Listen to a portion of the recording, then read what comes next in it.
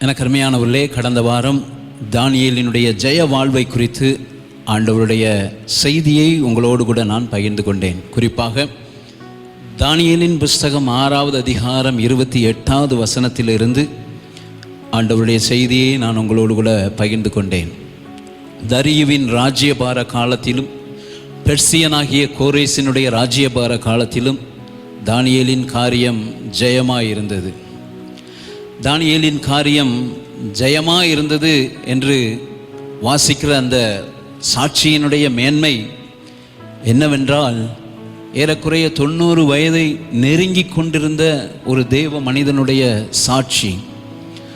3 சாம்ராஜ்யங்கள் 4 ராஜாக்களுக்கு கீழாக பணி செய்து எந்த விதத்திலும் தேவனுக்கு விரோதமான காரியங்களிலே சமரசம் செய்யாதபடி தேவனுக்கு முன்பாக உண்மையாய் அந்த அந்நிய தேசத்திலே வாழ்ந்து தேவபக்தியாய் வாழ்ந்து முடித்த ஒரு தேவ மனிதனுடைய ஜீவியத்தின் சாட்சிதான் தானியேலின் காரியம் ஜெயமாய் இருந்தது என்று கடந்த வாரத்திலே நான் உங்களோடு கூட சொன்னேன்.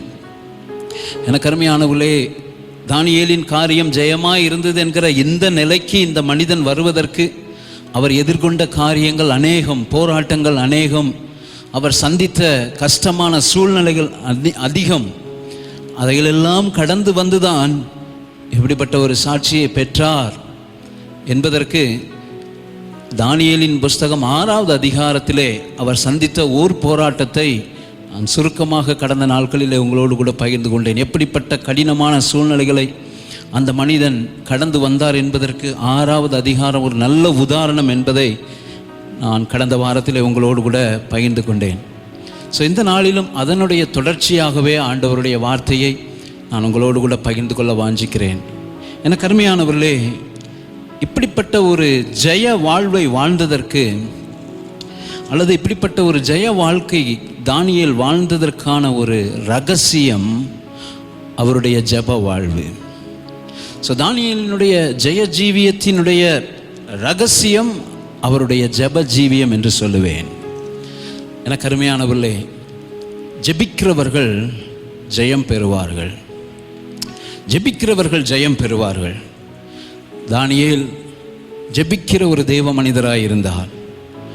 அவரது ஜெப வாழ்வினை குறித்து நாம் போதுமான அளவுக்கும் அதிகமாகவே நாம் தேவனுடைய வார்த்தையை செய்திகளை நாம் கேட்டிருக்கிறோம். இந்த கால வேளையிலே ஒரு காரியத்தை நான் உங்களோடு கூட பகிர்ந்து கொள்ள வாஞ்சிக்கிறேன்.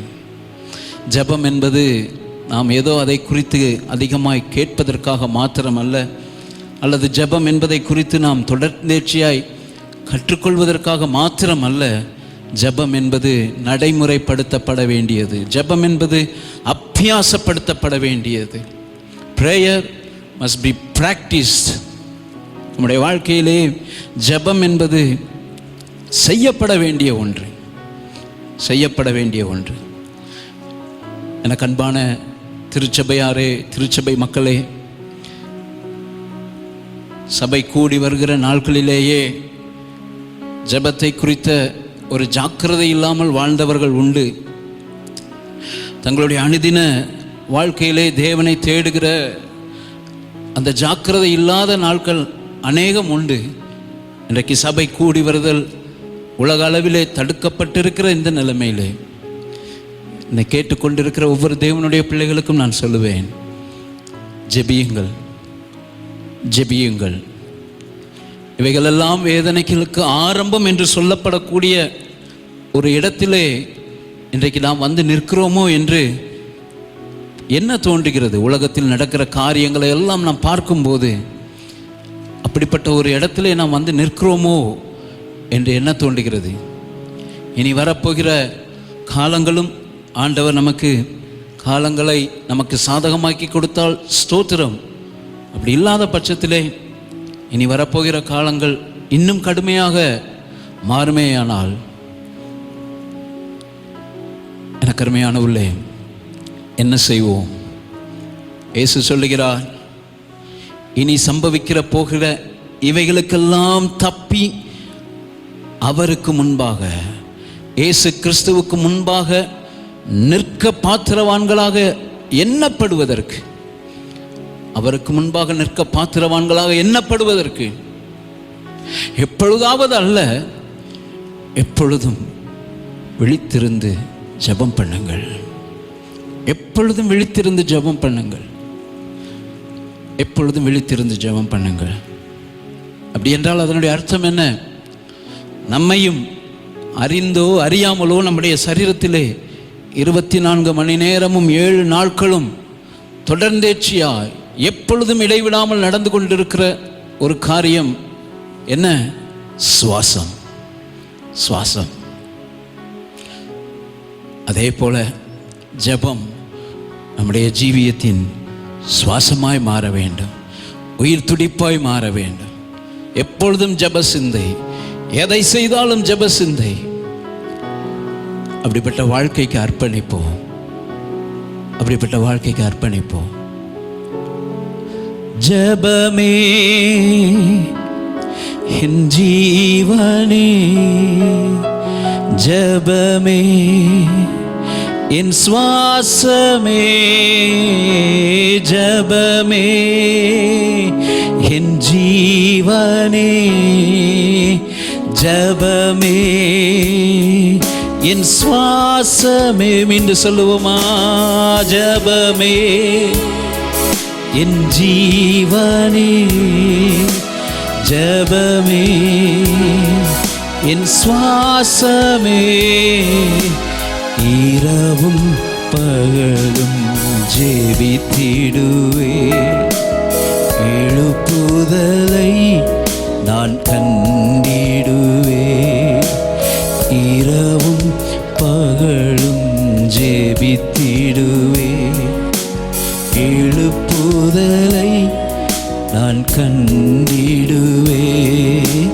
ஜெபமே என் ஜீவனே, ஜெபமே என் சுவாசமே, ஜெபமே என் ஜீவனே, ஜெபமே என் சுவாசமே. என்னோடு கூட எல்லாரும் சேர்ந்து ஜெபமே என் ஜீவனே, ஜெபமே என் சுவாசமே. இரவும் பகலும் ஜெபித்திடுவே, எழுப்புதலை நான் கண்டிடுவே. இரவும் பகலும் ஜெபித்திடுவே, எழுப்புதலை நான் கண்டிடுவே.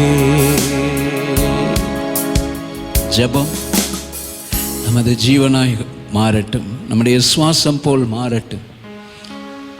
ஸோ ஜெபிப்போம், ஒவ்வொரு நாளும் தேவ சமூகத்தை நாடுவோம். எனக்கு அருமையான உள்ளே இந்த கால வேளையிலே தானியேலினுடைய ஜெப வாழ்வை குறித்து உங்களோடு கூட நான் பகிர்ந்து கொள்ள வாஞ்சிக்கிறேன். தானியேலின் புஸ்தகத்திலே தானியேல் ஜெபித்த ஒரு 3 சூழ்நிலைகள், அதிலிருந்து ஆண்டவருடைய வார்த்தையை நான் உங்களோடு கூட பகிர்ந்து கொள்ள வாஞ்சிக்கிறேன். எப்படிப்பட்ட சூழ்நிலைகளின் நடுவே செல்லும் போதெல்லாம் இந்த மனிதன் ஜெபிக்கிறவராய் இருந்தார் என்பதை ஒரு 3 வசனங்களில் இருந்து நான் உங்களோடு கூட இன்றைய செய்தியை பகிர்ந்து கொள்ள வாஞ்சிக்கிறேன். கர்த்தர் நமக்கு இந்த நேரங்களை ஆசீர்வதித்து தருவாராக. முதலாவதாக தானியேலின் புஸ்தகம் 2வது அதிகாரம் 17 மற்றும் 18வது வசனங்களை நாம் வாசிப்போம். தானியேலின் புஸ்தகம் 2வது அதிகாரம் 17 மற்றும் 18. பின்பு தானியேல் தன் வீட்டுக்கு போய் தானும் தன் தோழரும் பாபிலோனின் மற்ற ஞானிகளோட கூட அழியாதபடிக்கு இந்த மறைபொருளை குறித்து பரலோகத்தின் தேவனை நோக்கி இரக்கம் கேட்கிறதற்காக, பரலோகத்தின் தேவனை நோக்கி இரக்கம் கேட்கிறதற்காக அனனியா, மீஷாவேல் அசரியா என்னும் தன்னுடைய தோழருக்கு இந்த காரியத்தை அறிவித்தான். இங்கு பரலோகத்தின் தேவனை நோக்கி இரக்கம் கேட்கிறதற்காக என்று சொல்லப்பட்டிருக்கிறது. கீழே 23வது வசனத்திலே தானியேல் ஆண்டவரை துதிக்கும் போது சொல்லுகிற ஒரு வார்த்தையை வாசிப்போம். 23வது வசனம், என் பிதாக்களின் தேவனே, என் பிதாக்களின் தேவனே, நீர் எனக்கு ஞானமும் வல்லமையும் கொடுத்து நாங்கள் உம்மிடத்தில் வேண்டிக் கொண்டதை இப்பொழுது எனக்கு அறிவித்து ராஜாவின் காரியத்தை எங்களுக்கு தெரிவித்தபடியினால் போதும். நாங்கள் உம்மிடத்தில் வேண்டிக் கொண்டதை. இங்கு தானியேலும் அவனுடைய நண்பர்களும் இணைந்து ஜெபிக்கிறதை நாம் பார்க்கிறோம். எப்படிப்பட்ட சூழ்நிலையின் நடுவே தானியேல் இங்கு ஜெபிக்கிறார் என்றால், தேசத்திலே காணப்பட்ட ஒரு நெருக்கடியான சூழ்நிலை, ஒரு மரண பயம் சூழ்ந்த நிலை, அங்கு ஒரு குழப்பமான ஒரு சூழ்நிலைகளின் நடுவே தானியேலை குறித்து இங்கு வாசிக்கிறோம். பரலோகத்தின் தேவனை நோக்கி இரக்கம் கேட்பதற்காக அவரை நோக்கி வேண்டுதல், அவரும் அவருடைய நண்பர்களும் ஜெபிக்கிறார்கள், வேண்டுதல் செய்கிறவர்களாய் காணப்படுகிறார்கள். தேசத்திலே காணப்பட்ட நெருக்கடியான அல்லது குழப்பமான சூழ்நிலை என்ன என்பது நம்ம எல்லாருக்கும் தெரியும். ராஜாவாகி இந்த 2வது அதிகாரத்தை நீங்கள் வாசித்து பாருங்கள். ராஜாவாகிய நேபுகாத்நேச்சாருக்கு ஒரு சொப்பனம் தோன்றியது. அதனால் அவனுடைய ஆவி அவனுக்குள்ளே கலங்கியது. அவனால் தூங்க முடியவில்லை. அது நிமித்தம் அவனுடைய நித்திரை கலைந்தது. இப்பொழுது அத்தனை ஞானிகளையும் அவன் கூப்பிடுகிறான். அந்த சொப்பனத்தின் நிமித்தம் கலக்கம் அடைந்தவனாய் அங்கிருந்த ஜோசியர்கள், சூனியக்காரர்கள் மற்றும் சாஸ்திரிகளை கூப்பிட்டு, இந்த சொப்பனத்தையும் நீங்களே சொல்ல வேண்டும், அதனுடைய அர்த்தத்தையும் நீங்களே சொல்ல வேண்டும் என்று ராஜா அவர்களுக்கு ஒரு நடைமுறைக்கு ஒவ்வாத ஒரு காரியத்தை அவர்களிடம் கேட்கிறான். ஏனென்றால் அவன் சொன்ன காரியம், நான் சொப்பனத்தை சொல்லிவிட்டால் நீங்கள் அதற்கு ஏற்றவாறு ஒரு காரியத்தை சொல்லி அர்த்தத்தை சொல்லி என்னை ஏமாற்றுவதற்கு வாய்ப்பு இருக்கிறது. ஆகவே நீங்களே சொப்பனத்தையும் சொல்ல வேண்டும், அப்பொழுதுதான் நீங்கள் அந்த அர்த்தத்தை விடுவிக்க உங்களால் கூடும், அதுதான் சரி என்று நான் நம்புவேன் என்று சொல்லக்கூடிய மனநிலையோடு அங்குள்ள சாஸ்திரிகளை கேட்கிறான். அவர்கள் திணறுகிறார்கள். ராஜா சொன்ன காரியம், இப்படி செய்யவில்லை என்றால் உங்களை துண்டங்களாக்கி போடுவேன். இன்னொரு மொழிபெயர்ப்பில் சொல்லப்பட்டிருக்கிறது, நீங்கள் துண்டித்து போடப்படுவீர்கள். இன்னொரு மொழிபெயர்ப்பில் சொல்லப்பட்டிருக்கிறது, கண்டம் துண்டமாக வெட்டி போடுவேன், உங்களுடைய வீடுகள் எருக்களங்களாக்கப்படும் அல்லது தரைமட்டமாக்கப்படும் என்று சொல்லி ராஜா இங்கு சொல்லுகிறதை பார்க்கிறோம். சகல சாஸ்திரிகளும் ஞானிகளும் மரண பயத்தினால் என்ன செய்வதென்று தெரியாத ஒரு சூழ்நிலையிலே மீண்டும் ராஜாவிடத்திலே கேட்கிறார்கள், ஐயா, நீர் கேட்கிற காரியத்தை சொல்றதுக்கு இந்த பூமியில ஒரு மனுஷராலும் கூடாது. அதைத்தான் 10வது வசனத்துல வாசிக்கிறோம். ராஜா கேட்கும் காரியத்தை அறிவிக்கத்தக்க மனுஷன் பூமியில் ஒருவனும் இல்லை. அதற்கு அடுத்த வசனத்திலே அவர்கள் சொல்லுகிறார்கள், மாம்சமாய் இருக்கிறவர்களோட வாசம் பண்ணாத தேவர்களே ஒழிய ராஜ சமூகத்தில் அதை அறிவிக்கத்தக்க மனுஷன் ஒருவரும் இல்லை என்று அவர்கள் சொல்லுகிறார்கள். ராஜாவினிடத்தில் கேட்கிறார்கள், இப்படிப்பட்ட விளக்கங்களை சொல்லி பார்க்கிறார்கள். ஆனால் ராஜா எதற்கும் சம்மதியாத நிலைமையிலே அவர்களை கொலை செய்ய கட்டளை பிறப்பிக்கிறார். இப்படிப்பட்ட ஒரு நெருக்கடியான சூழ்நிலை, இப்படிப்பட்ட ஒரு குழப்பமான சூழ்நிலையின் நடுவே தானியேலுக்கு இந்த செய்தி வருகிறது. அந்த சட்டத்தை நடைமுறைப்படுத்த ஆயத்தமாய் கொண்டிருந்த தலைவன் ஆரியோகினிடத்திலே அவன் புத்தியும் யோசனையுமாய் அவனோடு கூட பேசி ராஜாவை சந்திக்கிறான். ராஜாவை சந்தித்த போது தானியேல் மற்ற ஞானிகளைப் போல, பாபிலோன் தேசத்து சாஸ்திரிகளைப் போல ராஜாவினிடத்திலே போய் விளக்கம் சொல்லாதபடிக்கு, ஐயா உம்முடைய கனவை சொல்லும் என்று கேட்காதபடிக்கு தானியேல் செய்த காரியம் அதிலே வாசிக்கிறோம். 16வது வசனத்திலே தானியேல் ராஜாவினிடத்தில் போய் சொப்பனத்தின் அர்த்தத்தை ராஜாவுக்கு காண்பிக்கும்படி தனக்கு தவணை கொடுக்க விண்ணப்பம் பண்ணினான். மற்றவர்களைப் போல சொப்பனத்தை சொல்லும், அர்த்தத்தை சொல்லுகிறேன் என்று சொல்லவில்லை. மாறாக போய் சொன்னான், சொப்பனத்தின் அர்த்தத்தை சொல்லும்படி எங்களுக்கு தவணை கொடும், எங்களுக்கு நேரம் தாங்க ராஜா. பிரதர்ஸ் அண்ட் சிஸ்டர்ஸ், குழப்பமான சூழ்நிலைகள், நெருக்கடியான சூழ்நிலைகளின் நடுவே பாபிலோனின் சாஸ்திரிகள் அவர்களுடைய வாயிலிருந்து புறப்பட்ட வார்த்தைக்கும் தேவ மனிதனாகிய தானியேலினுடைய வாயிலிருந்து புறப்பட்ட வார்த்தைக்கும் வித்தியாசம் இருந்தது. இன்றைக்கு குழப்பமான சூழ்நிலைகளை சந்திக்கும் போது, மரண பயம் நிறைந்த சூழ்நிலைகளை சந்திக்கும் போது, இக்கட்டான நெருக்கடியான சூழ்நிலைகளை சந்திக்கும் போது, உலக ஜனத்தின் வாயிலிருந்து புறப்படுகிற வார்த்தைக்கும் நம்முடைய வாயிலிருந்து புறப்படுகிற வார்த்தைக்கு வித்தியாசம் இருக்கிறதா? முன்னே செங்கடல், பின்னே பார்வோனின் படை, எங்கு செல்வது என்ன செய்வது என்று தெரியாத சூழ்நிலையிலே தேவ ஜனங்களுடைய வாயிலிருந்து புறப்பட்டதெல்லாம் அவிசுவாசமான வார்த்தைகள், மரணத்தை குறித்த பேச்சுகள், செத்தால் நலமாயிருக்கும், கல்லறை இல்லை என்றா எங்களை இங்கு கொண்டு வந்தீர் என்று கல்லறையை குறித்தும் மரணத்தை குறித்தும் தேவனை குறித்தும் அவிசுவாசமான வார்த்தைகளை தேவ ஜனங்கள் பேசினார்கள். ஒருபோதும் அப்படி இருக்கக்கூடாது. உலக ஜனத்துக்கும் நமக்கும் ஒரு வித்தியாசம் இருக்க வேண்டும். உலக ஜனத்தின் வார்த்தைகளுக்கும் நம்முடைய வார்த்தைகளுக்கு வித்தியாசம் இருக்க வேண்டும். ஸோ இப்படிப்பட்ட ஒரு குழப்பத்தின் நடுவிலே தான் தானியேலும் அவருடைய நண்பர்களும் அவர்கள் ஜெபித்தார்கள், தேவனை நோக்கி ஜெபித்தார்கள். அவர்கள் மற்றவர்களைப் போல குழம்பி போகவில்லை, மற்றவர்களைப் போல அவர்கள் குழம்பி போகவில்லை. ஸோ ஒரு காரியத்தை நான் சொல்ல வாஞ்சிக்கிறேன். இப்படிப்பட்ட நெருக்கடியான சூழ்நிலைகளின் நடுவே ஜெபம் என்பது தேவன் மீதான நமது நம்பிக்கையை காட்டுகிறது. நான் மறுபடியும் சொல்லுகிறேன், இப்படிப்பட்ட நெருக்கடியான சூழ்நிலைகளின் நடுவே நாம் ஜெபிக்கிறோம் என்றால் அது நம்முடைய தேவன் மீதான நம்பிக்கையை காட்டுகிறது. குழப்பங்களின் நடுவே உலக ஜனத்தைப் போல குழம்பி போய் பீதி அடைகிறவர்களாக இருப்போமே ஆனால் அது நம்முடைய அவிசுவாசத்தையும் நம்பிக்கையின்மையுமே காட்டுகிறது. So panic in the time of crisis confirms our hopelessness, but prayer in the time of crisis confirms our hope in God. Amen. நெருக்கடியான நேரத்திலே ஜெபிக்க கற்றுக்கொள்வோம். நம்முடைய ஆண்டவர் நம்முடைய ஜெபங்களை கேட்கிற ஆண்டவராக இருக்கிறார். நெருக்கடியான சூழ்நிலைகளை அவரை நோக்கி பார்க்கும்போது நமக்கு பதில் கொடுக்கிற ஆண்டவராக இருக்கிறார். ஹல்லேலூயா. அதான் நம்ம பாடுறோம்ல, நெருக்கடி வேளையில் பதில் அளித்து பாதுகாத்து நடத்திடுவார், உன்னோடு இருந்து ஆதரித்து தினமும் உதவிடுவார். நெருக்கடி நேரத்தில் பதில் அளித்து பாதுகாத்து நடத்திடுவார், உன்னோடு இருந்து ஆதரித்து தினமும் உதவிடுவார். உன் மனம் விரும்புவதை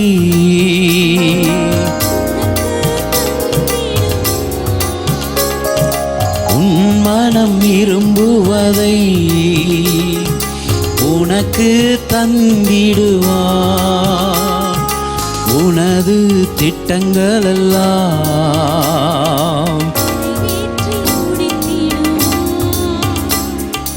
உனது திட்டங்கள் எல்லாம் நிறைவேற்றி முடித்திடுவார், நிறைவேற்றி முடித்திடுவார். நெருக்கடி வேளையில் பதிலளித்து பாதுகாத்து நடத்திடுவார், உன்னோடு இருந்து ஆதரித்து ஆமென். நெருக்கடி வேளையில்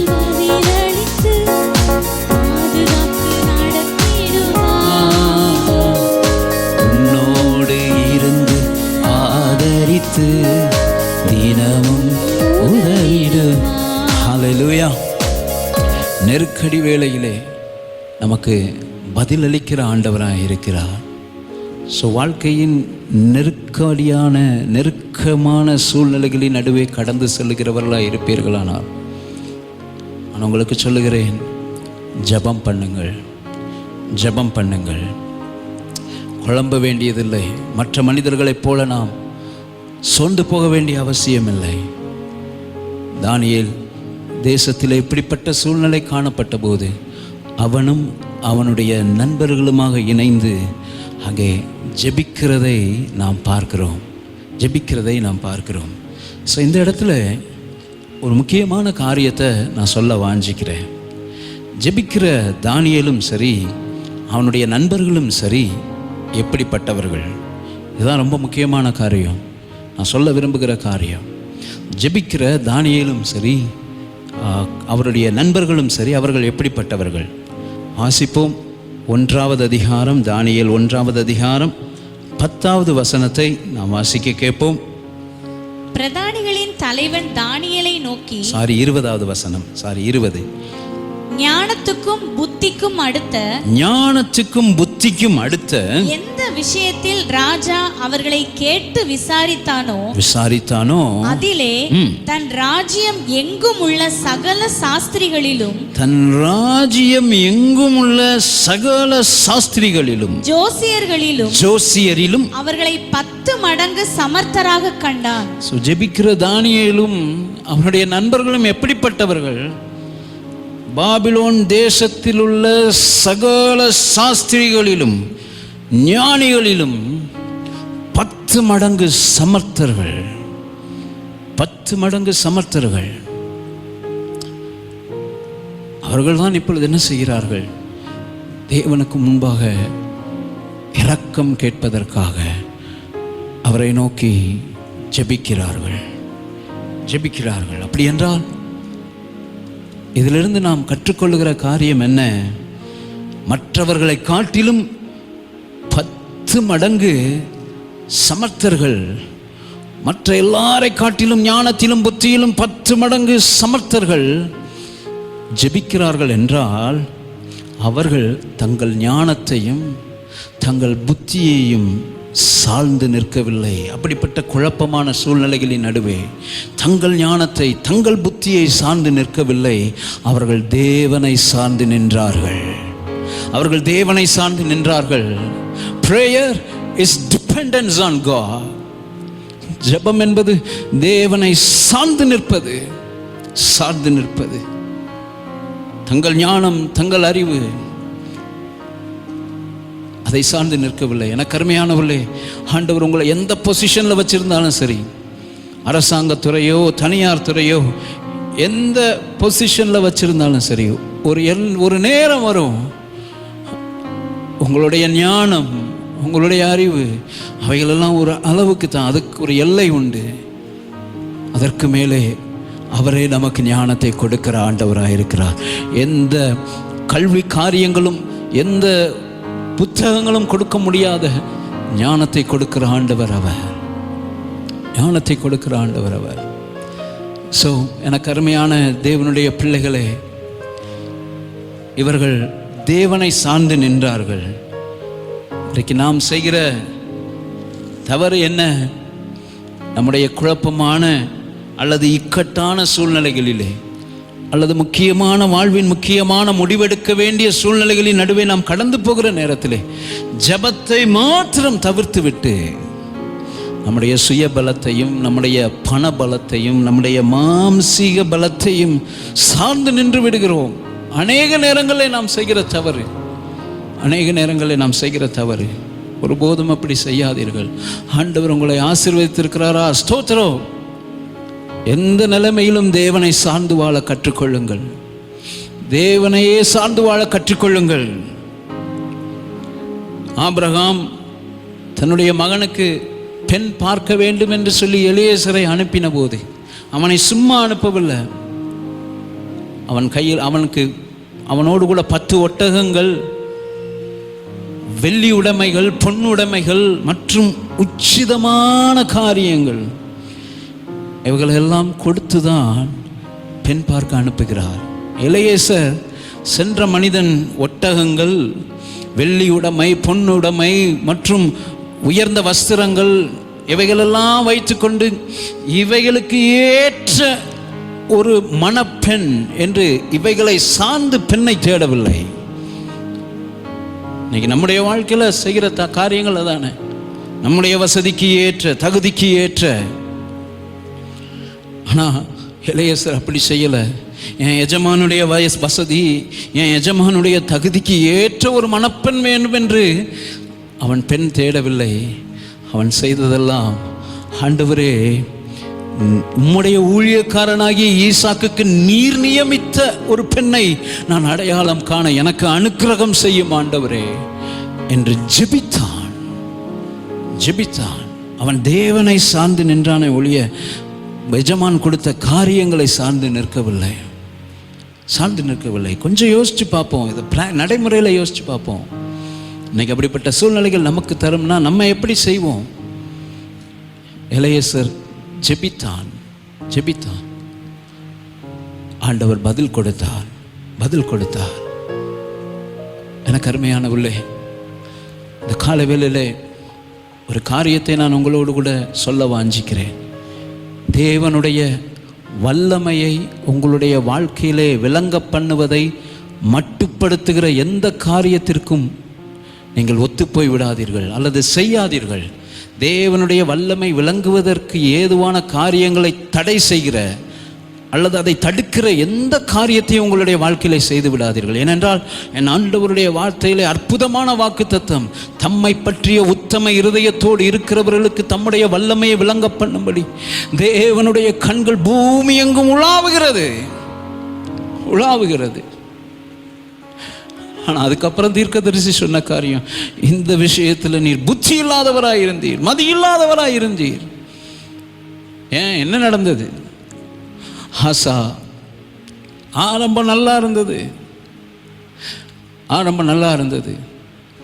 தன்னிடத்தில் 5,80,000 பேர் தான் இருக்கிறாங்க. எத்தியோப்பியனாகிய சேரான்கிற ராஜா 10 லட்சம் பேரோட வாரான். ஆசா செய்த காரியம், பலமுள்ளவனுக்காயிலும் பலம் இல்லாதவனுக்காயிலும் உதவி செய்கிறது லேசான காரியம். ஆண்டவரே, உண்மையே நாங்கள் சார்ந்து நின்று ஜெயம் எடுக்க எங்களுக்கு உதவி செய்யுங்க ஆண்டவரேன்னு சொல்லி ஆசா ஜெபித்தான். அப்படிப்பட்ட ஆசா தான் தன்னுடைய 36வது வருஷத்துல பாஷான்கிற இஸ்ரவேல் ராஜா அவனுக்கு விரோதமாய் காரியங்களை செய்த போது தேவனை நோக்கி பார்க்க வேண்டிய அவன், தேவனை நோக்கி ஜெபம் பண்ணி இருக்க வேண்டிய அவன், தன்னிடத்தில் இருந்த வெள்ளி பொன் இவைகளை சார்ந்து சீரிய ராஜாவின் உதவியை நாடினான். நடந்தது என்ன? சீரியாவை கர்த்தர் இவன் கையிலே ஒப்பு கொடுக்க திட்டம் வைத்திருந்தார். ஆனால் அது அவனுடைய கைக்கு தப்புவிக்கப்பட்டு விட்டது. அது அவனுடைய வாழ்க்கையிலே நிறைவேறவில்லை. அதனால தான் நான் சொல்கிறேன், தேவனுடைய வல்லமையை விளங்க பண்ணுகிற எந்த ஒரு ஞானமற்ற செயல்களையும் இக்கட்டான நேரத்திலே செய்து விடாதீர்கள். குழப்பமான நேரங்கள், இக்கட்டான சூழ்நிலைகள், தேவன் உங்களை எவ்வளவு ஆசீர்வதித்திருந்தாலும் சரி, தேவன் உங்களை எவ்வளவு உயர்த்தி இருந்தாலும் சரி, எவ்வளவு இன்ஃப்ளூயன்ஷியல் பர்சனாக நீங்கள் இருந்தாலும் சரி, kneel down before God. ஜெபம் பண்ணுங்கள், தேவனை நோக்கி ஜெபம் பண்ணுங்கள்.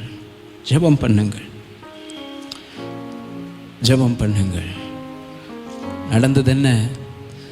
தானியேலும் அவனுடைய நண்பர்களும் பரலோகத்தின் தேவனை நோக்கி இரக்கம் கேட்பதற்காக அவருக்கு முன்பாக ஜெபித்த போது தானியேல் தைரியமாக சொல்கிறார். 19வது வசனத்தில் அங்கு வாசிக்கிறோம். 19வது வசனத்திலே, 2வது அதிகாரம் 19வது வசனம், பின்பு ராக்காலத்தில் தரிசனத்திலே தானியேலுக்கு மறைபொருள் வெளிப்படுத்தப்பட்டது. அப்பொழுது தானியேல் பரலோகத்தின் தேவனை ஸ்தோத்திரித்தான். மறைபொருள் வெளிப்படுத்தப்பட்டது. நாம் 23வது வசனத்தில் நாம் வாசிச்சோம்ல, நாங்கள் உம்மிடத்தில் வேண்டிக் கொண்டதை இப்பொழுது எனக்கு அறிவித்து ராஜாவின் காரியத்தை எங்களுக்கு தெரிவித்தபடியினால் உம்மை துதித்து புகழ்கிறேன். எனக்கு அருமையானவர்களே, our God is a prayer answering God. Our God is a prayer answering God. நம்முடைய தேவன் ஜெபங்களுக்கு பதில் கொடுக்கிற தேவனாய் இருக்கிறார். இக்கட்டான சூழ்நிலையின் நடுவே விசுவாசத்தோடு தேவனை நோக்கி பார்த்தபோது தேவன் தானியேலுக்கு பதில் கொடுத்தார், அவனுடைய நண்பர்களுக்கு பதில் கொடுத்தார். நடந்தது என்ன? தேசத்தின் குழப்பம் மாறியது, வரவிருந்த அழிவு தடுத்து நிறுத்தப்பட்டது. ஆமென். இன்னொரு வகையில் சொல்கிறார், ஜபத்தின் பலனாக தேவனுடைய வார்த்தை வெளிப்பட்டது, தேசத்தில் வரவிருந்த அழிவு மாறியது, தேசத்தில் நிலவி இருந்த குழப்பங்கள் மாறியது. எப்பொழுதென்றால் ஒரு மனிதன் ஜெபித்த போது, இக்கட்டான சூழ்நிலைகளின் நடுவே, நெருக்கடியான சூழ்நிலைகளின் நடுவே ஜெபித்த போது. இந்த காலை வேளையிலே எனக்கு அருமையான தேவனுடைய ஜனமே, ஆண்டவர் உங்களுக்கு எத்தனை கிருபைகளை தந்திருந்தாலும் சரி, உங்களுடைய வாழ்க்கையில் இக்கட்டான நெருக்கமான சூழ்நிலைகளின் நடுவே கடந்து செல்லும்போது ஜெபியுங்கள், ஜெபியுங்கள். தானியேல் இங்கு அப்படிப்பட்ட சூழ்நிலைகளின் நடுவே ஜெபிக்கிற மனிதராக இருந்தார். இரண்டாவது, தானியேல் எப்படிப்பட்ட சூழ்நிலையின் நடுவே ஜெபித்தார் என்றால், தானியேலின் புஸ்தகம் நம்ம எல்லாருக்கும் நன்றாக தெரிந்த பகுதி, 6வது அதிகாரம் 10வது வசனம். தானியேலின் புஸ்தகம் 6வது அதிகாரம் 10வது வசனத்தை நாம் வாசிப்போம்.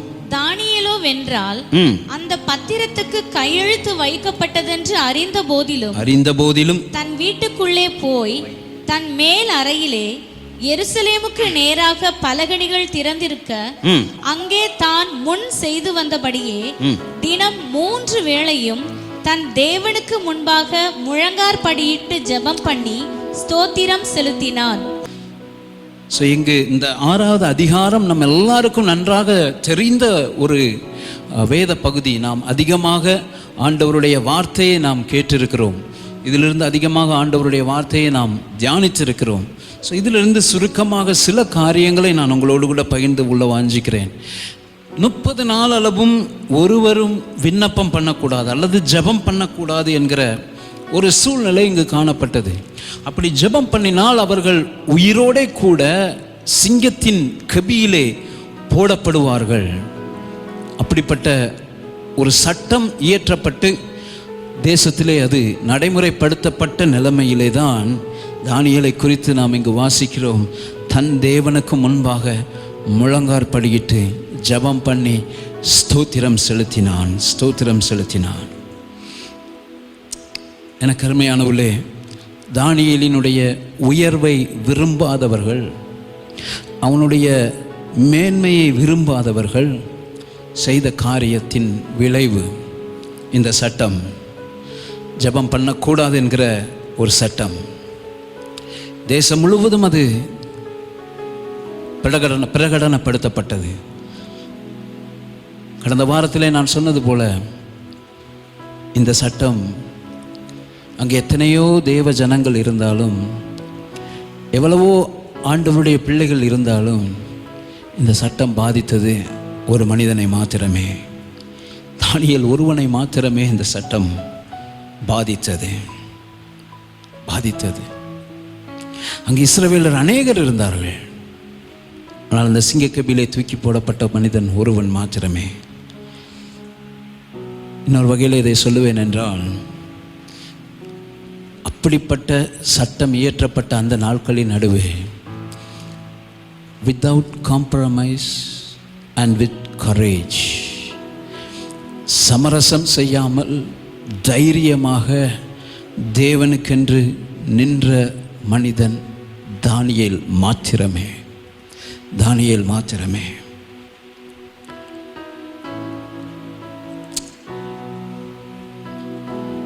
ஆண்டவரோடு கூட நடக்கிறவர்கள், ஆண்டவரை உத்தமமாய் பின்பற்றுகிறவர்கள், இப்படிப்பட்டவர்களுடைய எண்ணிக்கைகளை நாம் பார்க்கும்போது உண்மையாக சொல்கிறேன், என்னுடைய உள்ளம் உடைகிறது. முழு உலகத்தை ஆண்டவர் பார்த்தபோது அது கொடுமையினால், சீர்கேட்டினால் நிறைந்திருந்தது. அப்படிப்பட்ட அந்த பூமியில் there was only one man to walk with God. ஒரு மனிதன் மாத்திரமே தேவனோடு சஞ்சரிக்கிற மனிதனாக இருந்தான். எல்லா ஜனத்துக்கும் நன்மை செய்தார், எல்லா ஜனத்துக்கும் பாரபட்சம் இல்லாமல் மகிமையான காரியங்களை செய்தாலும் தன்னை உத்தமமாய் பின்பற்றின ஜனங்கள் என்று ஆண்டவர் பார்க்கும்போது அவர் கண்டுபிடித்தது 2 பேர் மாத்திரமே. 2 பேர் மாத்திரமே. யோசுவாவும் காலேபும் தவிர மற்ற ஒருவரும் என்னை உத்தமமாய் பின்பற்றவில்லை என்று சொல்கிறார். கொஞ்சம் நான் யோசிச்சு பார்த்தேன். நாங்கள் செய்கிறது என்னது? ஆண்டவருடைய வார்த்தையை உங்களுக்கு சொல்கிறோம். அப்படி சொல்லிட்டு அதன்படி நடக்கலைங்கும் போது இருதயம் வேதனைப்படுது. நாங்கள் பிரசங்கம் பண்ணுறோம், அவ்வளோதான். அதன்படி காரியங்கள் பார்க்க முடியலங்கும் போதே இருதயம் வேதனைப்படுது. ஆனால் நம்முடைய ஜனத்துக்கு அவர் அத்தனை மகிமையான காரியங்களை செய்தார்.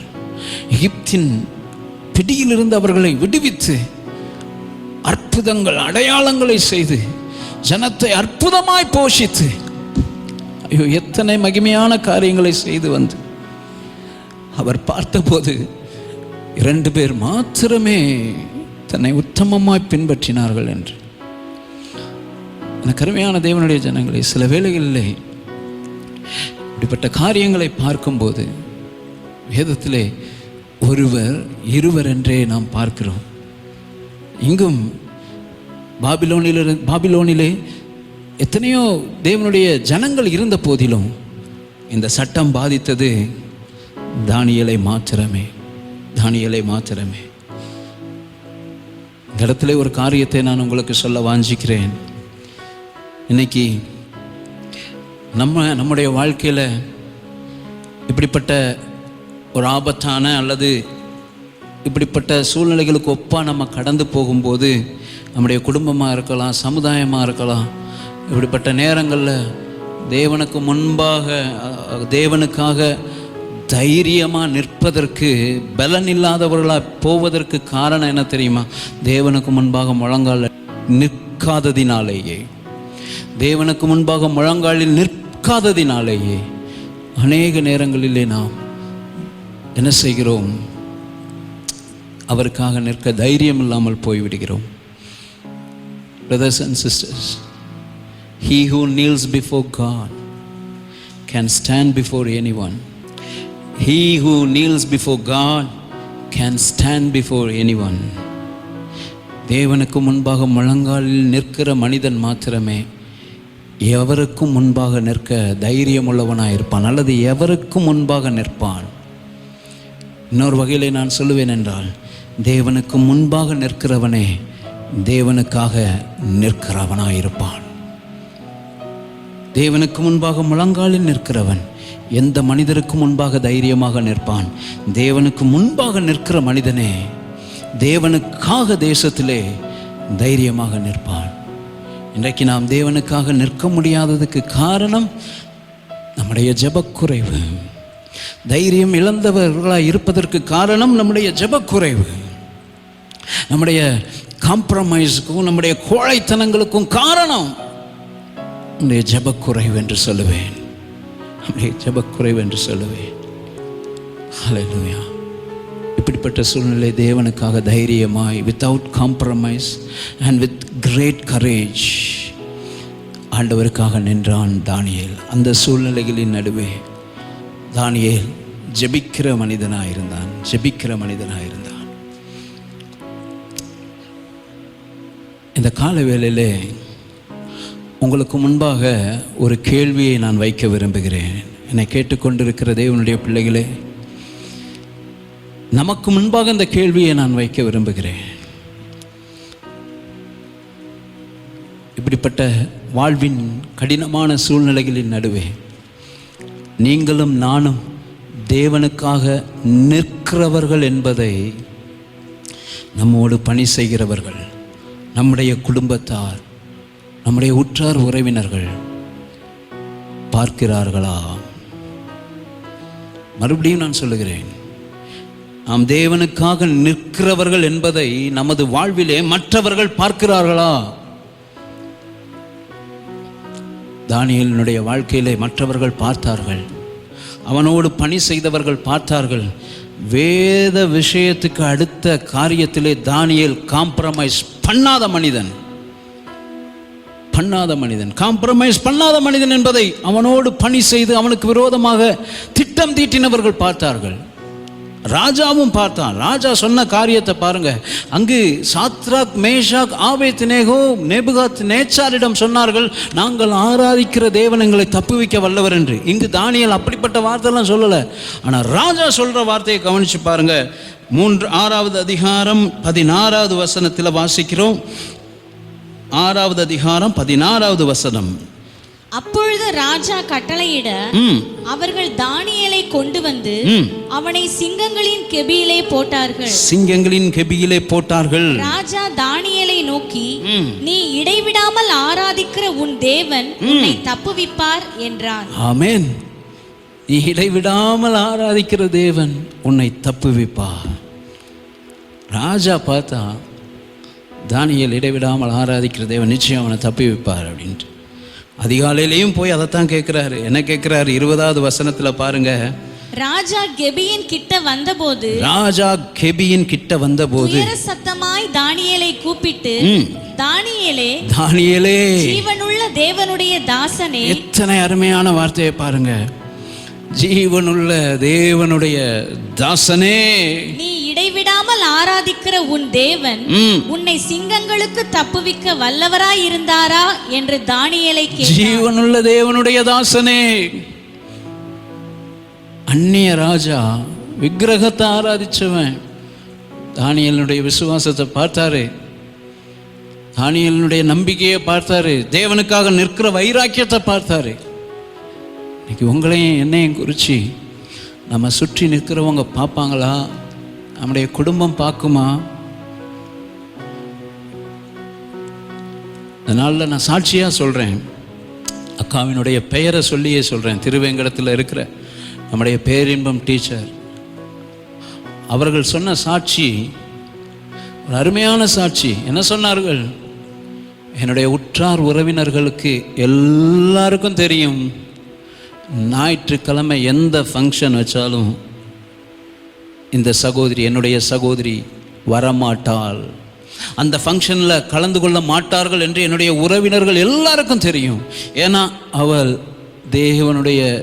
தேவனை ஆராதிக்கும்படி சபைக்கு சென்று விடுவார்கள் என்று என் உறவினர்களுக்கு எல்லாருக்கும் தெரியும். எத்தனை பேருக்கு நம்முடைய குடும்பத்தில் நம்முடைய உறவினர்களுக்கு அப்படி தெரியும், இவங்க ஞாயிற்றுக்கிழமை, ஆனால் இப்போ அந்த வாய்ப்பு இல்லாமல் போச்சு, அந்த காரியம் இல்லாமல் போய்கிட்டு இருக்குது. ஆனால் கர்த்தர் காரியங்களை மாற்றுவார் என்று விசுவாசிப்போம். காது குத்துறதுக்கு, முடி வெட்டுறதுக்கு எத்தனை காரியங்களில் சமரசம் செஞ்சு ஆண்டவருடைய காரியத்தை அசட்டை பண்ணி மற்ற மனிதர்களை ப்ளீஸ் பண்ணுறதுக்காக தைரியம் இல்லாமல், தேவனுக்காக நிற்பதற்கு தைரியம் இல்லாமல் வாழ்ந்து விடுகிறோம். நம்மை குறித்து சாட்சி இருக்குமா? அப்படி நர்மே தேவ ஜனமே, ஸ்டாண்ட் ஃபார் காட். ஆண்டவருக்காக வைராக்கியமாக நில்லுங்க. இன்னும் வேதனையாக சொல்கிறேன், இன்னொரு வேதனையோடு கூட நான் சொல்கிறேன். ஜீவனுள்ள தேவனுடைய வார்த்தையை கரங்களில் வைத்திருக்கிறோங்கிறோம்.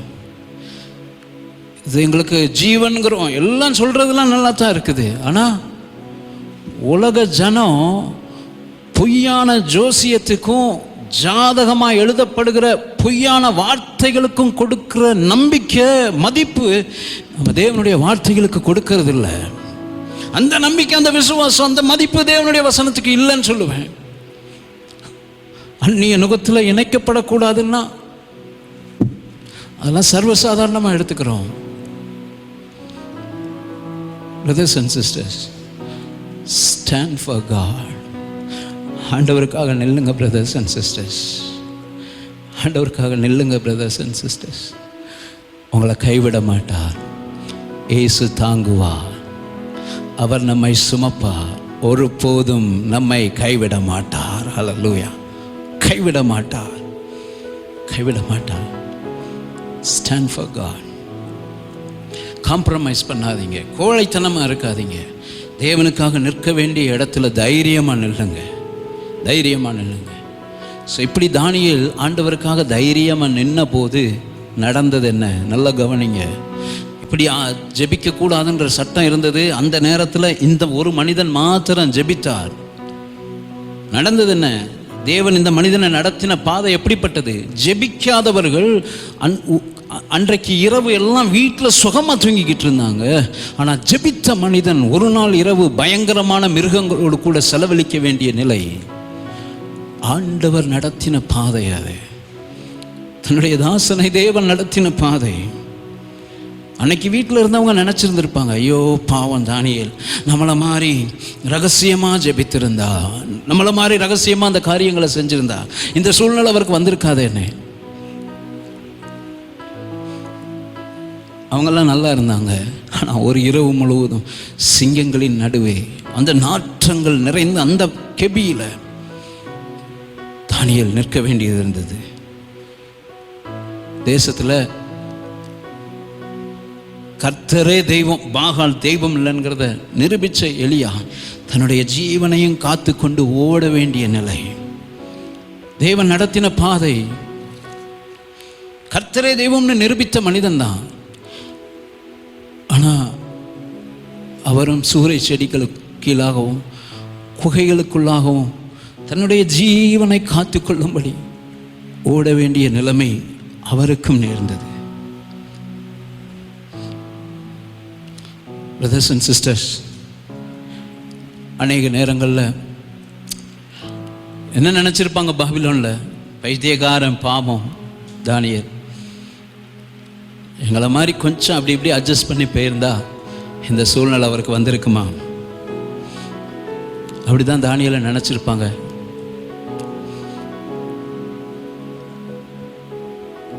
நம்ம ஆண்டவருக்காக அர்ப்பணிக்கிற அர்ப்பணத்தின் நிமித்தம் அல்லது ஆண்டவருக்காக காம்ப்ரமைஸ் பண்ணாமல் நிற்கிறது நிமித்தம் என்னைக்காவது நம்மளை உலகம் பைத்தியம்னு சொல்லியிருக்குதா? உலகம் நம்மளை பைத்தியம்னு சொல்லியிருக்குதா?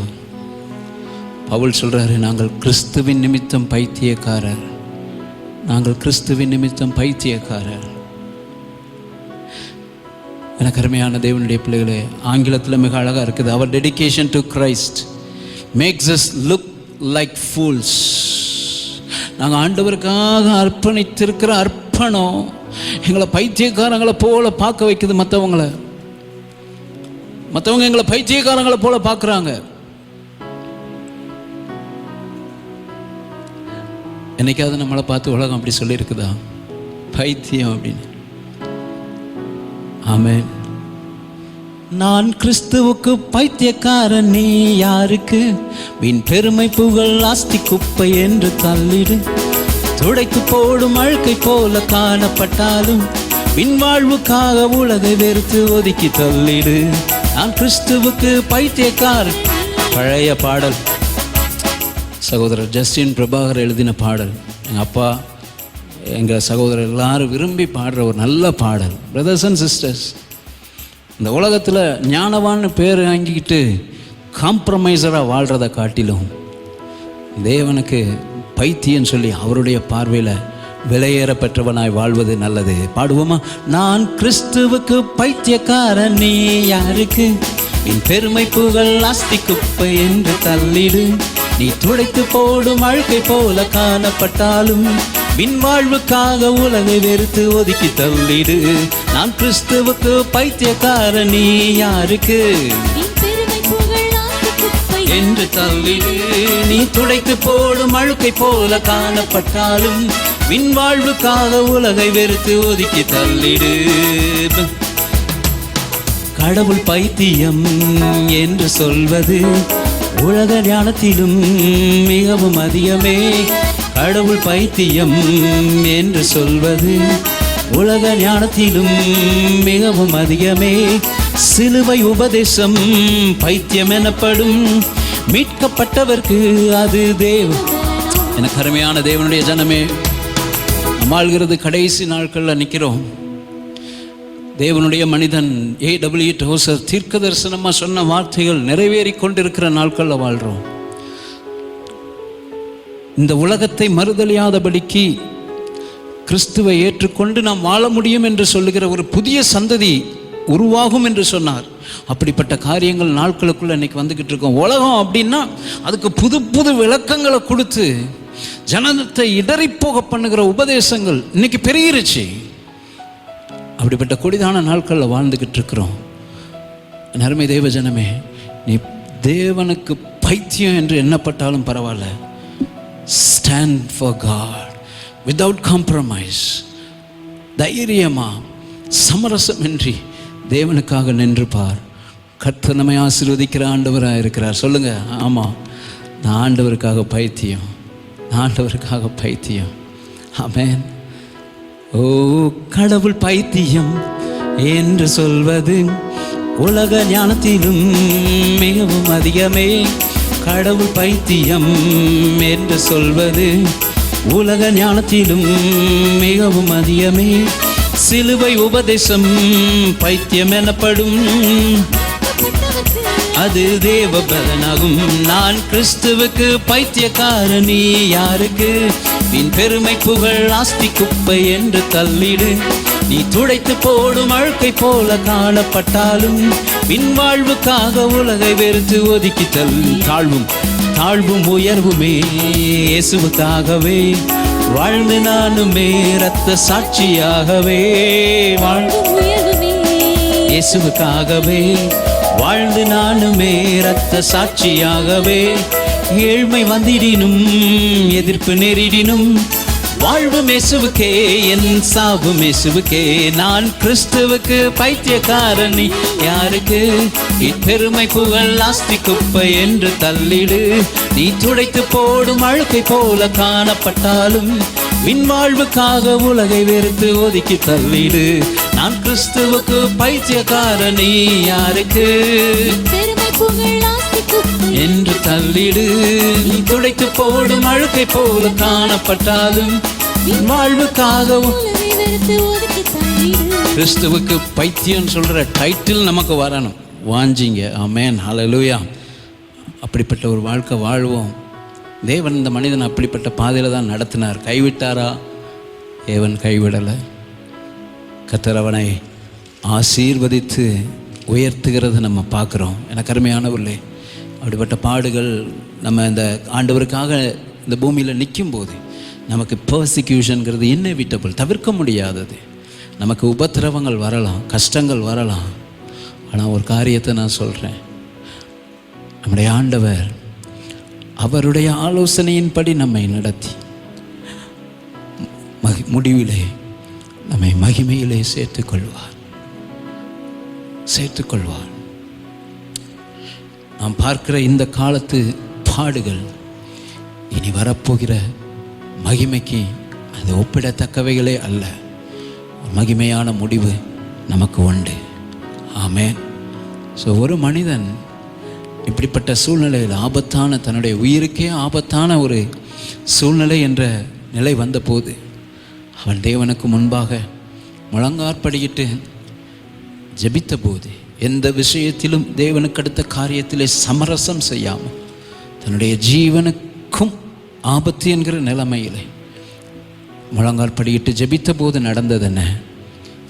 தேசம் தானியேலின் தேவனே ஜீவனுள்ள தேவன் என்பதை அறிந்து கொண்டது.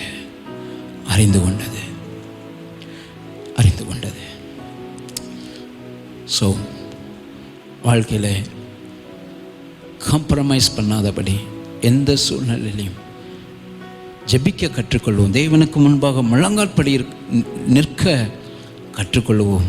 கர்த்தர் நம்மை ஆசீர்வதிக்கிறவராக இருக்கிறார். கடைசியாக தானியேலின் புஸ்தகம் 9வது அதிகாரம், தானியேலின் புஸ்தகம் 9வது அதிகாரம் 1 3 வசனம் வரையிலுள்ள வசனங்களை நாம் வாசிப்போம். எனக்கு அருமையானவர்களே, நான் முதலாவதாக சொன்னேன், ஒரு நெருக்கடியான சூழ்நிலைகளின் நடுவே தானியேல் ஜெபிக்கிற மனிதராயிருந்தார். தன்னுடைய ஜீவனுக்கே ஆபத்தான சூழ்நிலை என்கிற ஒரு நிலைமையிலே தானியேல் ஜெபிக்கிற மனிதராயிருந்தார். 3வதாக இங்கே நாம் வாசிக்கிறோம் 9வது அதிகாரம் 1 3 வரை உள்ள வசனங்களை.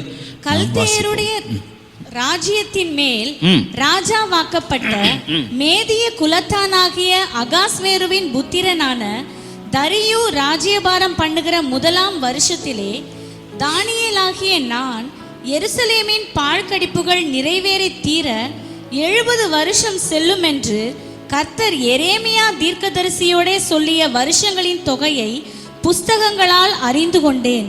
நான் உபவாசம் பண்ணி ரெட்டிலும் சாம்பலிலும் உட்கார்ந்து தேவனாகிய ஆண்டவரை ஜெபத்தினாலும் விண்ணப்பங்களினாலும் தேட என் முகத்தை அவருக்கு நேராக்கி, நான் உபவாசம் பண்ணி ரெட்டிலும் சாம்பலிலும் உட்கார்ந்து தேவனாகிய ஆண்டவரை ஜெபத்தினாலும் விண்ணப்பங்களினாலும் தேட என் முகத்தை அவருக்கு நேராக்கி. மூன்றாவது, எங்கள் தானியேல் ஜெபிக்கிற சூழ்நிலை எப்படிப்பட்ட சூழ்நிலை? தரியுவின் ராஜ்யத்தின் அந்த நாட்களிலே முதலாவது வருஷம். ஸோ ஒரு நல்ல ஒரு வசதியான ஒரு சூழ்நிலை, அரசாங்க உத்தியோகம், நல்ல ஒரு வாய்ப்பு, நல்ல வாழ்க்கை. இப்படிப்பட்ட நிலைமையில் தான் இங்கே பார்க்குறோம், உபவாசம் பண்ணி ரட்டிலும் சாம்பலிலும் உட்கார்ந்து தேவனாகிய ஆண்டவரை ஜெபத்தினாலும் விண்ணப்பங்களினாலும் தேட என் முகத்தை அவருக்கு நேராக்கி. வசதியான சூழ்நிலை. அந்த சூழ்நிலைகள் நடுவில் அந்த மனிதன் ஜெபிக்கிறத நம்ம பார்க்குறோம். எனக்கு அருமையானவர்களே, எப்போ இப்படி ஆண்டவரை தேட இந்த மனிதன் தன்னை தாழ்த்தினார்னு பார்க்கும்போது 2வது வசனத்தில் நம்ம வாசித்தோம், கர்த்தர் எரேமியா தீர்க்கதரிசியோடே சொல்லிய வருஷங்களின் தொகையை புஸ்தகங்களால் அறிந்து கொண்டேன். அப்போது அந்த சிறையிருப்பின் தேசத்தில் அவங்க போகும்போது அந்த எரேமியாவினுடைய தீர்க்க தரிசன புஸ்தகத்தை தோற்றுருளை அவங்களோட கொண்டு போயிருந்திருக்கிறாங்க. அந்த 80 வயதில் இந்த சம்பவம் நடக்கும்போது 80 வயது இருக்கும். அந்த 80 வயதுலையும் இந்த மனிதன் ஆண்டவருடைய வார்த்தையை அந்நிய தேசத்தில் வாசிக்கிறவராக இருந்தார். தீர்க்க தரிசனத்தின் அந்த புஸ்தகத்தை வாசிக்கிற மனிதராக இருந்தார். பிரதர்ஸ் அண்ட் சிஸ்டர்ஸ், இன்னைக்கு ஆண்டவருடைய வார்த்தையை நம்ம வாசிக்கிறோமா?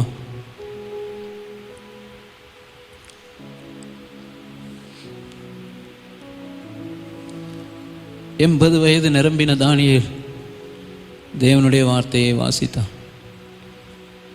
வேதனையோடு பாரத்தோடு சொல்லுகிறேன், வாலிப தம்பிமார் கேட்டுக்கிட்டு இருக்கிறீங்க, நீங்கள் கவனிக்கிறீங்களோ கவனிக்கலையோ, இது எல்லாமே ரெக்கார்டடாக இருக்குது. நிச்சயம் ஒரு நாள் இது உங்களோடு கூட பேசும் இந்த வார்த்தைகள். இன்றைக்கு பிள்ளைகளை வேதத்தை நீங்கள் வாசிச்சிங்களா படிச்சிங்களான்னு கேட்டால், ஆமாம். என்ன படிச்சிங்க? சங்கீதம், இல்லைன்னா நீதிமொழிகள். சங்கீதம் நீதிமொழிகள். சலிப்பு, ஆஞ்சை இல்லை, வேதத்தின் மேலே தாகம் இல்லை. வேண்டாம். அந்நிய தேசத்தில் தானியேல் 80 வயதுலையும் வாசித்தார். Read God's word. ஆண்டவருடைய வார்த்தையை வாசிங்க. நீங்கள் அதை நேசித்து வாசிச்சிங்கன்னா எப்போ வாசித்தாலும் இது ஃப்ரெஷ்ஷாக இருக்கும், இது போரிங்காக இருக்காது. இதை வாசித்த இந்த தானியேல் அங்கே ஒரு காரியத்தை அறிந்து கொள்கிறார். நான் நினைக்கிறேன் 24வது அதிகாரம், 25வது அதிகாரம், 29வது அதிகாரங்கள் எரேமியா தீர்க்க தரிசன புஸ்தகத்தின் அன்னைக்கு அதிகாரங்களாக இல்லை, அந்த வசனத்தின் பகுதிகளை எரேமியா தானியேல் வாசிக்க நேர்ந்திருக்கக்கூடும். அப்பொழுது இந்த சிறையிருப்பின், அதாவது எருசலேமின் மேலுள்ள பால் கடிப்புகள் நிறைவேறி தீர 70 வருஷம் என்பதை அந்த புஸ்தகங்களால் அறிந்து கொண்டார். நல்லா கவனிங்க. ஏறக்குறைய அந்த 70 வருடத்தை நெருங்கி கொண்டிருக்கிறது. சிறையிருப்பின் நாட்கள் முடிவை நோக்கி நெருங்கி கொண்டிருக்கிற அந்த நாட்களில் இதை வாசிக்கிறாரு. யார்கிட்டையும் தோற்சொல்கள் கிடையாது. இந்த ஒரு மனிதன்கிட்ட மாத்திரம்தான் இந்த தோற்சொல் இருக்குது. இவர் வாசிக்கிறாரு. வாசிக்கும்போது அறிந்து கொண்டார். 70 ஆண்டுகள் என்பதை அறிந்து கொண்டார். என்ன செஞ்சிருக்கலாம்? சிறையிருப்பின் ஜனங்களுக்கு போய் பிரசங்கம் பண்ணியிருக்கலாம். ஏன் இந்த சிறையிருப்பு வந்தது, இது எப்போ முடியும் அப்படின்னு தீர்க்க தரிசனங்கிற பேர்லையும் அடித்து விட்டுருக்கலாம். அதெல்லாம் செய்யலை. கொஞ்சம் யோசிச்சு பாருங்கள். இன்றைக்கி நடக்கிற காரியத்தை, சபை ஒரு லாக்டவுனுக்குள்ளே போனதும் எத்தனை தீர்க்க தரிசனங்கள், எத்தனை காரணங்கள், சபையின் காரியங்கள் பூட்டப்பட்டதற்கு விதவிதமான காரணங்கள், விதவிதமான காரியங்கள் சொல்லப்பட்டது. தானியேல் அதெல்லாம் செய்யலைங்க. தானியேல் செஞ்ச காரியம் என்ன? தன்னை தாழ்த்தினார், ஜெபித்தார். தேவனை தேட தன்னுடைய முகத்தை அவருக்கு நேராக்கினார். இந்த தாழ்மை ஏதோ தப்பு செஞ்சதுனால செஞ்ச தாழ்மை வரல, இது தாழ்மை அல்ல. பாருங்க, யோனா போய் நினைவே பட்டணத்தில் பிரசங்கித்த போது அவங்க தான் இப்படி தாழ்த்தினாங்க. காரணம் மனம் திரும்பினாங்க. ஆனால் இங்கே ஒரு நீதிமான் தேவனுடைய வார்த்தையையும் தேவ ஜனத்தினுடைய நிலைமையையும் வசனத்தின் மூலம் அறிந்து கொண்ட போது தன்னை அப்படியாய் வெறுமையாக்கினான். ஒன்று சொல்லட்டுமா, அன்னைக்கு இருந்த தேவ ஜனங்களில் நல்ல ஒரு நீதிமான், எந்த குற்றமும் குறையும் அவரை பற்றி வேதத்தில் நம்ம பார்க்கல. ஆனால் தேவனுக்கு முன்பாக தன்னை தாழ்த்துகிறத பார்க்குறோம். எனக்கு அருமையான தேவனுடைய பிள்ளைகளை, வேத வசனத்தை வாசிக்கும் போது இது நம்முடைய அனுபவமாக இருக்கணும். தேவன் நமக்கு சத்தியங்களை கற்றுக் கொடுக்கும்போது இது நம்முடைய அனுபவங்களாக இருக்கணும். ஸோ 70 வருட பால் கடிப்புகள் அது நிறைவேறும் காலத்தை நெருங்கின போது இந்த தானியேல் ஜெபித்தார். மற்ற ஜனங்களை குற்றப்படுத்தலை. இவருடைய ஜெபத்தை தயவுசெய்து நீங்கள் இதை வாசித்து பாருங்கள் வீட்டில். அவர் சொன்ன ஜெபம் எப்படின்னா, என் ஜனம் பாவம் செய்தார்கள், அவர்களை மன்னியும். என் ஜனம் தப்பு செய்தார்கள், உமக்கு துரோகம் பண்ணினார்கள் என்றெல்லாம் சொல்லலை. அவர் எப்படி ஜெபிக்கிறாருன்னு நீங்கள் வாசித்து பார்த்தீங்கன்னா, நாங்கள் உமக்கு முன்பாக பாவம் செய்தோம் ஆண்டவரே, நாங்கள் உமக்கு முன்பாக துரோகம் செய்தோம் ஆண்டவர். ஒரு நீதிமான் பாவம் செய்த ஜனங்களோடு கூட தன்னை அடையாளப்படுத்துகிறான், தன்னையும் அவர்களோடு சேர்த்து. நாங்கள் உமக்கு முன்பாக பாவம் செய்தோம், நாங்கள் உமக்கு துரோகம் செய்தோம், எங்கள் பாவங்களை, எங்கள் அக்கிரமங்களை எங்களுக்கு மன்னியும் என்று தன்னையும் சேர்த்து தானியேல் ஜெபிக்கிறத நம்ம பார்க்குறோம். இது நம்முடைய அனுபவமாக இருக்கட்டும். பழைய ஏற்பாட்டு காலத்தில் புதிய ஏற்பாட்டின் வாழ்க்கைக்கு ஒரு நல்ல ஒரு உதாரணம் என்று சொல்லுவேன். இப்போ அதை சொல்ல நமக்கு சமயம் இல்லை. எனக்கு அருமையானவர்களே, ஸோ நடந்தது என்ன? இந்த மனிதன் வசதியான சூழ்நிலையிலும் தன்னை தாழ்த்தி ஜெபித்தான். தேவனுடைய வசனத்தின் வெளிச்சத்தை பெற்றுக்கொண்டு ஜெபித்தான். மற்றவர்களுக்கு கிடைக்காத வெளிச்சத்தை அவன் பெற்றுக்கொண்ட போது அவன் அதை பயன்படுத்தி மற்ற காரியங்களை, இன்றைக்கு நடக்கிறது போல காரியங்கள் எல்லாம் தானியேல் செய்யவில்லை, தன்னை தாழ்த்தி ஜெபித்தான். நடந்தது என்ன? நல்ல கவனிங்க. இந்த 9வது அதிகாரத்தின் கடைசி பகுதியில் பார்த்தீங்கன்னா, அவர் ஜெபித்து முடித்ததும் ஆண்டவர் அவருடைய ஜெபத்திற்கு பதில் கொடுக்கிறார். இந்த மனிதன் 70 வருடம் பால் கடிப்புகள் அந்த நிறைவேறுகிற அந்த காரியத்துக்காக ஆண்டவரிடத்தில் ஒப்பு கொடுத்து ஜெபித்த போது ஆண்டவர் இந்த மனிதனுக்கு வெளிப்படுத்தின காரியம் என்னவென்றால், 70 வாரங்களை குறித்த தீர்க்க தரிசனத்தை அங்கு அவளுக்கு வெளிப்படுத்துகிறார். 70 வாரங்கள் தீர்க்க தரிசனம், the backbone of Bible prophecy என்று அழைக்கப்படுகிறது. வேதாகம தீர்க்க தரிசனங்களின் முதுகெலும்பு என்று அழைக்கப்படுகிற தேவனுடைய வெளிப்பாட்டை பெற்றுக்கொண்டான் இந்த தானியேல். 80வது வயதில் உள்ளவன் எவனோ அவனுக்கு கொடுக்கப்படும். கல்விமான்களுக்கும் ஞானிகளுக்கும் மறைத்து பாலகருக்கு வெளிப்படுத்துகிற ஆண்டவர். வேத வசனத்தின் மீது இப்படிப்பட்ட தாகம், வாஞ்சை, இப்படிப்பட்ட அர்ப்பணிப்பு இருக்குமானால் கர்த்தர் நிச்சயம் நம்மோடு கூட வார்த்தைகளின் மூலமாய் பேசுகிற ஆண்டவராக இருக்கிறார். ஆமென். ஸோ 3 காரியங்களை நான் உங்களோடு கூட பகிர்ந்து கொண்டேன். நெருக்கடியான சூழ்நிலைகளின் நடுவே தானியேல் ஜெபித்தார். ஆபத்தான சூழ்நிலைகளின் நடுவே தானியேல் ஜெபித்தார். 3வது, வசதியான நல்ல வாய்ப்பு, அந்த சூழ்நிலைகளிலும் ஜெபித்தார். நடந்தது என்ன? ஒரு மனிதன் ஜெபித்ததால், ஒரு மனிதன் முழங்காலில் நின்றதால். என்னை கேட்குற தேவனுடைய பிள்ளைகளே, இந்த தானியேலின் புஸ்தகத்திலே தானியேல் பிரசங்கம் பண்ணினதினால் தேசங்கள் தேவனை அறிந்து கொண்டது என்பதை விட, தானியேல் முழங்காலில் நின்றதினால், தானியேல் முழங்காலில் நின்றதினால் ராஜாக்களும் தேசங்களும் ஜனங்களும் அறிந்து கொண்டார்கள். தானியேலின் தேவனே ஜீவனுள்ள தேவன் என்பதை, தானியேலின் தேவனே ஜீவனுள்ள தேவன் என்பதை. ஒரு மனிதன் முழங்காலில் நின்றதினால்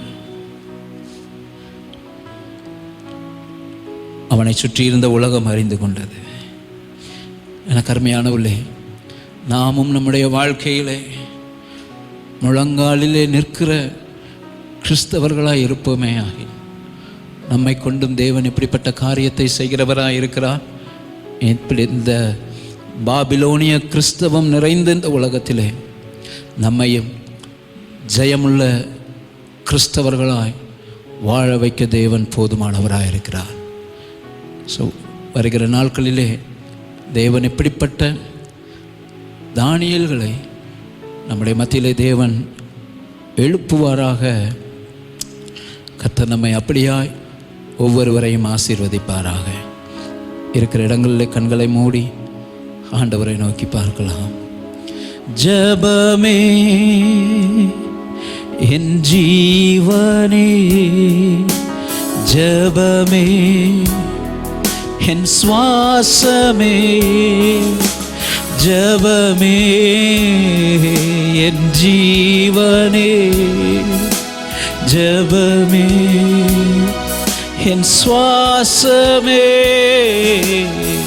இரவும் பகலும் ஜெபித்திடுவே, எழுப்புதலை நான் கண்டு. என் மூலம் தேவன் செய்கிற கிரியைகளை ஆமே ஜெபித்திடுவே, நான் கண்டி. கைகளை உயர்த்தி சொல்லுவோம். ஜெபமே என் ஜீவனே, ஜெபமே என் சுவாசமே, ஜெபமே என் ஜீவனே, ஜெபமே என் சுவாசமே. இரவும் பகல் ஜெபித்திடுவே,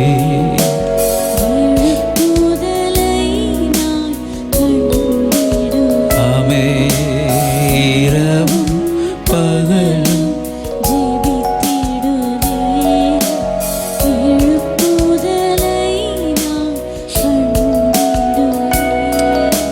ஆண்டவரே, இப்படிப்பட்ட ஜெபிக்கிற தானியேல்களை எங்கள் சபையிலே, எங்கள் பட்டணத்திலே, எங்கள் தேசத்திலே எழுப்புவீராக. நாங்களும் இப்படிப்பட்ட வாழ்க்கை வாழ தேவாவியானவருடைய பலனை எங்களுக்கு தந்து நடத்துவீராக. இதனால நேரங்களை எங்களுக்கு நீர் ஆசீர்வதி தந்ததுக்காக ஸ்தோத்திரம். கேட்ட பெரியவர்கள் முதல் சிறியவர் வரை நாங்கள் ஒப்பு கொடுத்து ஜெபிக்கிறோம். ஆண்டவரே உமக்கு ஸ்தோத்திரம். ஒவ்வொருவரையும் ஆசீர்வதி, ஒவ்வொருவரோடும் கூட நம்முடைய சமூகம் கூட இருந்து நடத்தட்டும். மீட்பர் இயேசுவின் நாமத்தில் ஜெபிக்கிறோம் நல்ல பிதாவே, ஆமென்.